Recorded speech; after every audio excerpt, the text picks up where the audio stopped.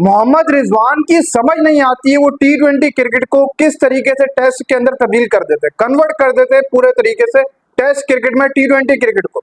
मोहम्मद रिजवान की कल रात को आप सबने इनिंग देखी होगी, 37 के ऊपर 36 रन और स्ट्राइक रेट तो मैं समझता हूं कि ऐसा होना नहीं चाहिए T20 के अंदर। यार अभी भी आप उसी दौर के अंदर क्रिकेट खेल रहे हैं, आप छोड़ दें वो दौर चला गया जब बाबर और रिजवान आप दोनों साथ में खड़े होकर T20 क्रिकेट के अंदर पूरे पूरे 10 ओवर खेल जाते थे और 60 रन आप स्कोर करते थे। उस दौर से आप बाहर आ जाए, अभी भी आपका वही माइंड सेट है, लेकिन अभी आप एक्सपोज हो रहे हैं। क्रिकेट फैंस आपको जान चुके।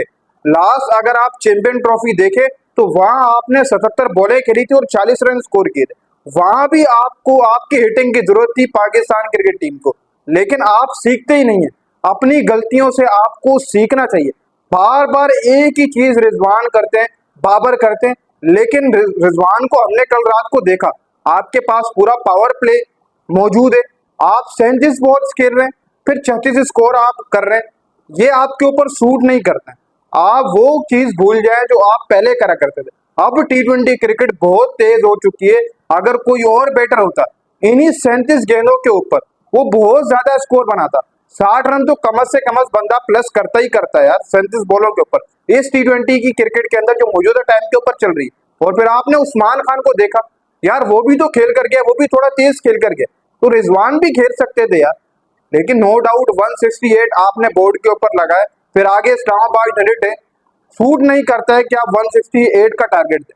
आप 200 कम से कम प्लस करें इस्लामाबाद के अगेंस्ट, और फिर मुल्तान के अंदर 200 बहुत मस्त है, बहुत आसान है। आपका होम ग्राउंड जहां पर आपका रिकॉर्ड बहुत बेहतर है, लास्ट मैच में आपने 200 से ऊपर प्लस किए, लेकिन कल रात जहां पर आपको 200 रन करने चाहिए थे इस्लामाबाद के अगेंस्ट, तो वहां आप फेल नजर आए। 168 इस्लामाबाद के लिए हलवा था और उन्होंने 17 पॉइंट शायद 2-3 गेंदों के ऊपर इस तरीके से ओवर में उन्होंने ये आपका टारगेट पूरा किया, बहुत आसानी से इस्लामाबाद ने पूरा किए। 10 पॉइंट हो चुके इस्लामाबाद के 10 पॉइंट, और मुल्तान सुल्तान की वापसी टूर्नामेंट में अब बहुत मुश्किल हो चुकी, क्योंकि 5 मैचेस मुकम्मल, एक जीत आपको मिली और पॉइंट टेबल के अंदर आप सबसे नीचे, और आपके जो बकिया 5 मैचेस रह गए वो क्या आप लगातार जीतेंगे? मुझे बहुत मुश्किल दिखाई दे रहा है, क्योंकि आपकी मुल्तान सुल्तान जो है वो 5 मैचेस खेलकर खड़ी हुई है, पांचों के पांचों के अंदर हार, एक जीता है, समझ लो 5 में से एक जीता है, बाकी 4 मैचेस हारे। कल रात को भी आप हारे, फिर जो आपका रन रेट है वो बिल्कुल डाउन है, तो मुझे वापसी बहुत मुश्किल लग रही है। लेकिन फिर भी अगर मुल्तान सुल्तान को कुछ करना है टूर्नामेंट के अंदर, तो उनको अपने 5 मैचेस जीतने पड़ेंगे, तब जाकर उनका थोड़ा बहुत मोराल ऊपर होगा। लेकिन अब हार की गुंजाइश नहीं बची है, हालांकि कल ही हार की गुंजाइश नहीं बची थी, लेकिन फिर भी आप हार गए। मुल्तान सुल्तान लगातार 2 सीजन के अंदर फाइनलिस्ट रही है, मतलब फाइनल के अंदर जाती थी, हार जाती थी, लेकिन जाती तो थी, लेकिन इस साल वो मोमेंटम नहीं है। हालांकि टीम भी अच्छी है उनके पास, फिर उन्होंने आकिब जावेद को बाहर बिठाया, लेफ्ट आर्म फास्ट बॉलर, आपके पास क्वालिटी फास्ट बॉलर, फिर वो इन कंडीशन के ऊपर अच्छी फास्ट बॉलिंग कर लेगा।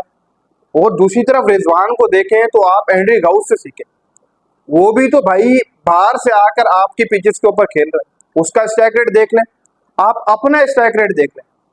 पिछले दिनों बाबर ने भी ऐसे ही किया है, कोई 41 रन प्लस किए और बॉलें बिल्कुल बराबर थी, 41-40 बॉलें खेल ली।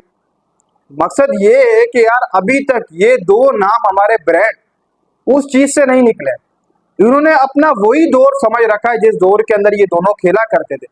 आपकी 10-10 ओवर खेल लेते थे ये T20 के अंदर, 50-60 रन प्लस करके आउट होकर चले जाते थे।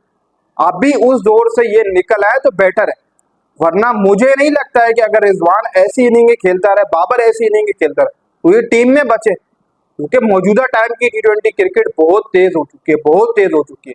रिजवान को चाहिए कि आते साथ पावर प्ले के अंदर ऐसा स्कोर तो प्लस करके दे अपनी टीम को, ताकि टीम 200 से ऊपर चली जाए। लेकिन नहीं, यहाँ पर उल्टा है, T20 क्रिकेट को टेस्ट कर देते हैं। टेस्ट खेल रहे हो तो वो पता नहीं लगता कि ये टेस्ट किस तरफ जा रहा है। वनडे को तो ये टेस्ट से भी ऊपर कर देते हैं, मतलब टेस्ट से मस्त कर देते हैं, ये क्रिकेट की समझ नहीं आती है। तो रिजवान को अपने स्ट्राइक रेट के ऊपर अभी भी फोकस कर लेना चाहिए। बाबर आजम को भी बोल रहा हूँ मैं, खाली रिजवान को नहीं, बाबर आजम भी उनके साथ ऐसी हैं, दोनों का माइंड सेट अभी भी वही है। लेकिन ये माइंडसेट आपको मौजूदा T20 क्रिकेट अगर जिंदा रहना है, खेलनी है, तो ये माइंडसेट आपको खत्म करना होगा, आपको तेज क्रिकेट खेलनी होगी, वरना बहुत मुश्किल से आप मजीद 1 से 2 साल ही T20 क्रिकेट में रहेंगे, फिर आपको कोई फ्रेंचाइज भी पिक नहीं करेगी। ये मैं आपको बता दूं, बहुत मुश्किल से 1 या 2 साल आप मजीद अगर ऐसे ही खेलते हैं इसी स्ट्राइक रेट से बाबर और रिजवान, तो मैं आपको लिख कर दे सकता हूं कि फ्रेंचाइज क्रिकेट भी पैसा नहीं लगाएगी, क्योंकि मौजूदा टाइम की फ्रेंचाइजेस भी चाहती है कि यार हमें तेज क्रिकेटर चाहिए, ये टेस्ट प्लेयर नहीं चाहिए, तो इसलिए दोनों को कुछ सोचना होगा। लेकिन रिजवान तो बहुत ज्यादा ही कुछ कर जाते हैं, बाबर को तो चलो फिलहाल फॉर्म में ही नहीं है, वो तो है ही नहीं ना, लेकिन रिजवान तो अच्छी खासी फॉर्म में भी है, इनिंगें भी खेल रखी है, फिर भी यार ऐसी क्रिकेट सूट नहीं करती है। फिर आपकी अपनी फ्रेंचाइज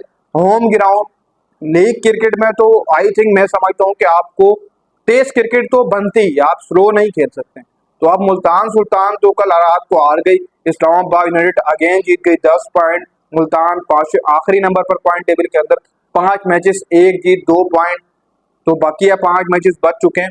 अब कैसे करना है, क्या करना है, ये रिजवान को ही पता है। टीम बेस्ट थी आपकी, लेकिन आपने वो मोराल सेट नहीं किया, मोमेंटम सेट नहीं किया इस टाइम, तभी आपकी ये हालत हो गई।